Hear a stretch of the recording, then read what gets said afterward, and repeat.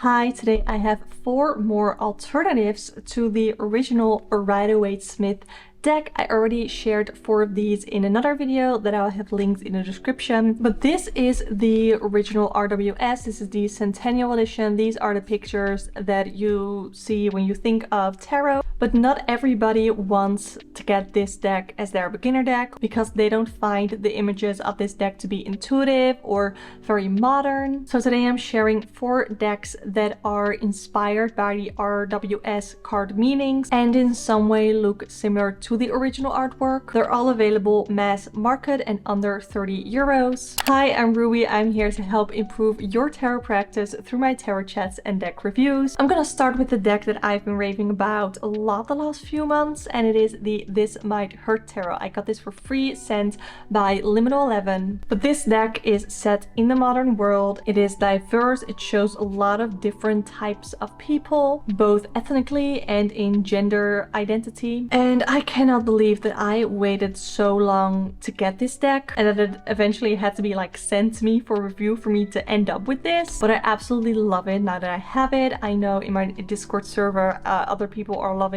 this deck as well. You can join the Discord server free, link is down below. It's like a Facebook group but better. I love that the images are fairly similar to the original RWS images, but like I said, it's more diverse. I also love that the colors are a little bit more muted. They're not super bright, but they're also not boring, if that makes sense. It's easy to shuffle. I think the guidebook is really great, and just the box itself looks really pretty on my shelf. Let's get the second deck that is from Liminal 11 out of the way.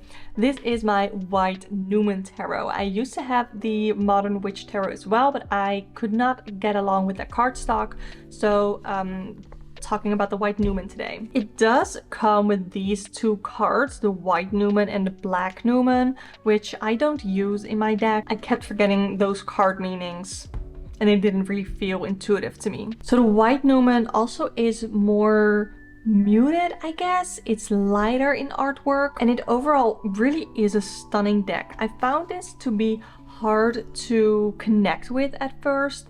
It was really, I was really having a hard time with it at first, but the more I used it, the more I came to appreciate the more neutral tone of the deck. I love to use reversals with this as well. This looks stunning in a spread. I don't really use it for clients because I just feel like it's, for me personally, not very suited with its tone of voice and how sassy it can sometimes be. I would prefer the This Might Hurt Tarot for that. I don't really use the guidebook from the White Newman, but it does come with keywords, which I really appreciate. I think these card images stray away a little bit more from the original RWS images compared to the This Might Hurt, but you can really get a sense of these people's emotions and what is going on. They're quite body beautiful in this deck though, so if that is something that you don't love necessarily, then you might not really love this deck. Overall, I think I don't give it enough love and use in my collection, in my practice, because I do really love this deck. Links to all of these decks are in the description. They are affiliate links though. This is the deck that I've had the longest in my collection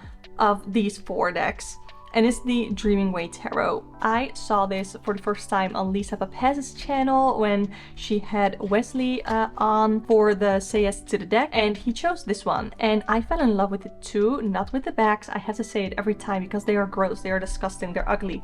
But the fronts of the deck, they're light, they are whimsical, they're weird, and that is absolutely everything that I love like about this deck. I have used this for client readings. It does so well. This one can be a little cutthroat. It can be very direct. This is like my Gemini energy deck when I need it. And like I said, I've used it for client readings. I use it for myself. I love the whimsicalness, the weirdness of this deck. I know not everybody appreciates that. I know some people don't love that some cards seem to have like actual scenes, backgrounds, and then some have what looks to be a wallpaper background. And then there's also the pointy shoes on some of these characters. But again, it's everything. I love it. I appreciate it. And I feel incredibly connected to this deck. And I keep thinking this is like my all-time favorite deck, but then I'm like, why don't I use it more? But it's really beautiful. And I think this is a really fun and more quirky type of deck if you're into that kind of stuff. It comes with a little white book, and for every card, for every minor arcana card, they have the upright and reverse meanings.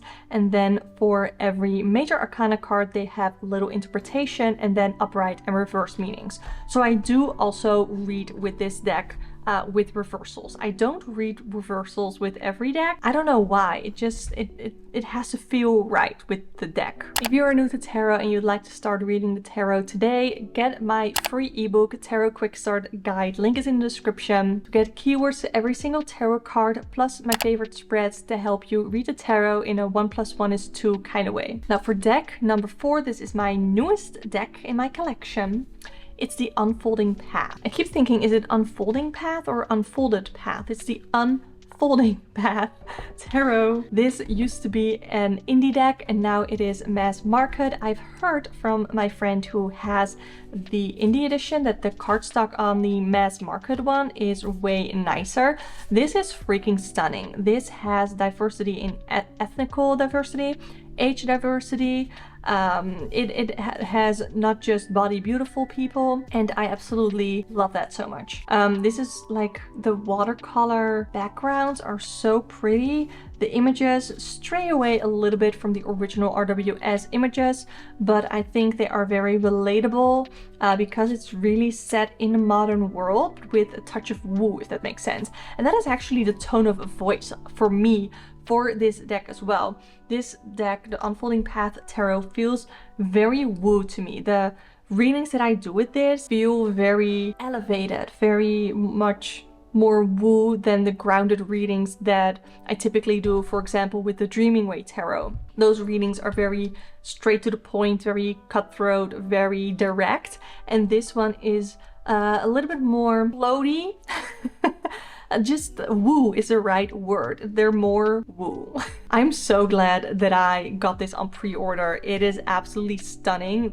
I was afraid that this was going to be too close to my Lightseers tarot, but it has a completely different feel, and I feel like they don't compete with each other at all. The guidebook comes with an interpretation as well as keywords for just the upright. I'll link the reviews that I've done for 2 of these decks in the video description down below. Do not forget to grab the free Tarot Quick Start Guide. If you want to see more mass market tarot decks, click the video on the screen right now. Subscribe for more tarot chats and deck reviews. Thank you so much for watching, and I hope to see you next time. Bye!